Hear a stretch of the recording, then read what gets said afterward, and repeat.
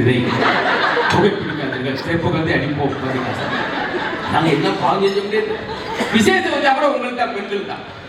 பெண்கள் தான் வளகாப்பு, அவங்களுக்கு ஒரு காப்பு ஒரு பித்தளை காப்பு, எங்களுக்கு பாதுகாப்பு இல்லாம நாங்கள் அவங்க மொத்தம் எல்லாமே அதில் அவங்க நாங்கள் எல்லாத்தையும் என்ன ஆகுறோம், வீட்டுக்கு வர எல்லாருக்கும் லைட்டாக டீ கேட்போம், ஸ்ட்ராங்காக போடுறோம், சுகர் கம்மியாகணும், சுகர் வாங்கணும், பிக்காசு கம்மியாகணும், 6 வகையான டீ போடுறோம்.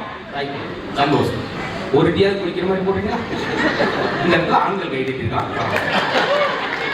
ஒரு சின்ன வாரமாக ஒரு சந்தோஷமா அப்படி நான் ரொம்ப மகிழ்ச்சியான விஷயத்தை நான் பேசிக்கிட்டே இருப்பேன் சார். சிரிப்பு உன் இதழடியில் இருந்தால் துன்பம் உன் காலடி. நீ எங்க சிரிக்கணும்னு சொல்லி நீங்க ஆளா மட்டும் உட்காந்து அமைதியா இருந்தா போதும். எல்லா வேலையும் நானே பார்த்துக்கிட்டேன். பாத்தீங்களா, இந்த இடமே கோயில் மாதிரி மாறிச்சு. நீங்க சிரிக்கணும் எவ்வளவு அழகா இருக்கு பாத்தீங்களா. அதுவும் தாய் குலங்கள்லாம் நீங்க பெண்களுக்கு அதான் ரொம்ப உன்னதி. கேள்வியை பாருங்க, அவ்வளோ இதாக இருப்பாங்க, கரெக்டாக இருப்பாங்க, கரெக்டாக இருப்பாங்க. ஆனால் அவங்க தான் நடிகர் தினத்தோட 28 படங்கள் வச்சாங்க. காரணம் அந்த புன்னகை, சிரிச்சாங்க. இதே நம்ம ஊரில் இவ்வளோ நேரம் பேச முடியாது. என்ன காரணம் தெரியுமா? இந்த செல்போன் தான். நீங்கள் ஏதாவது சமைச்சு அந்த காலத்தில் ஒப்பிட்டே பேசுவோம். அந்த காலத்தில் சமைச்சு தட்டில் போடுவாங்க. இன்னைக்கு எல்லா பேருக்கும் சமைச்சு நெட்டில் போடுறாங்க. நான் இன்று ரசம் வைத்தேன் பேஸ்புக்கில் 8500 பேர் லைக் பண்ணிருக்காங்க. ஆனா புதுசா லைக் பண்ண ஏங்க எல்லாரும் லைக் போட்டுருக்க, நீங்க ஒண்ணு போட்டனா அவங்க எல்லாம் ரசத்தை பார்த்த வீடி அந்த ரசத்தை குடிச்சிட்டு 3 குளுக்கோஸ் எடுத்துட்டு வந்து உட்காந்துருக்காங்க. ஆனா எல்லாரும் ஏன் மகிழ்ச்சியா உட்காந்துருக்கீங்கன்னா உங்க டேபிள்ல புது ஐட்டம் வரப்போது சாப்பிட போய். ஏன்னா நம்ம வந்து சுடுதண்ணியே கூகுள் ஆர்டர் பண்ணி குடிக்கிறோம்.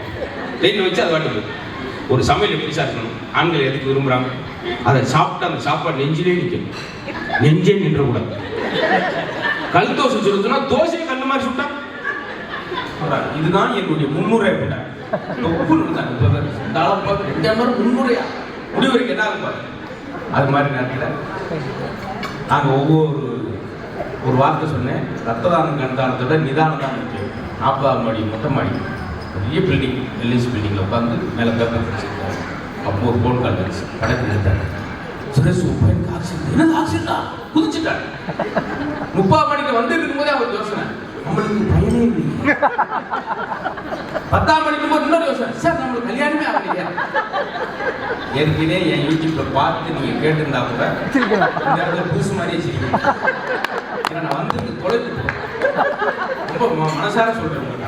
பெண்கள் வீட்டை விட்டு வெளியே வரக்கூடாது. ஒரு கட்டுப்பாட்டு கொலையே நடந்தா கூட சன்னல் தான் பார்ப்பாங்க. என்னாச்சு, மாரிமுத்து போயிட்டாரா? அந்த காலத்துல சன்னல் பின்னால பெண்கள், இப்ப பாருங்க பெண்கள் பின்னால சன்னல். சன்னல் ஏனி பண்ணி நிலப்படி வச்சு ஒருத்தர் உண்மையில கண்ணாடி வரை பச்சு விட்டு 4 பேர் பச்சு சீவிக்கிட்டே போறேன். இப்ப அந்த செயல் முடிஞ்சிட்டு கயிறு வரை கட்டி தொங்க விட்டு போகுது. அது இவ்வளவு ஒரு குண்டை வரை கட்டி தொங்க விட்டு நம்ம ஓடி போய் பஸ்ல இருந்து சட்டான்னு கண்ட்ரேட் கண்ணில் அடிச்சு ஐயோயோன்னு விழுந்து 6 மாசம் வைப்போம். ஏன் சொல்றேன்னா இதெல்லாம் வேணும். மாடல் வர இதெல்லாம் இருக்காது. ஆனாலும் நான் கூட வந்தோன்னு பயந்தேன். இப்படி உட்காந்துருக்காங்களே கிருன்னு, இன்னைக்கு நம்மளை என்ன செய்ய போறாங்களோன்னு பயந்தேன். உண்மையிலேயே சிரிப்பு வந்து சிரிச்சிங்களா இல்லை இதெல்லாம் ஒரு ஜோக்கு நினைச்சு சிரிச்சிங்களான்னு தெரியும். ஆனால் எனக்கு சத்தம் கேட்டுச்சு. அது வரைக்கும் இப்படி ஏன்னா இந்த செல்போன் வந்து மேலே சொல்கிறேன். எனக்கெல்லாம் மிட் நைட்டில் போகணும்.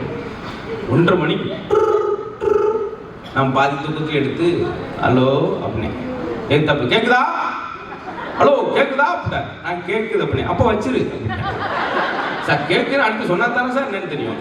நிறைய மாறிக்கிது சார். ஒரு காலத்தில் அவங்க ஊருக்கு வந்தால் என்ன ஊருக்கு வந்துட்டு வீட்டுக்கு வரலன்னுவோம்.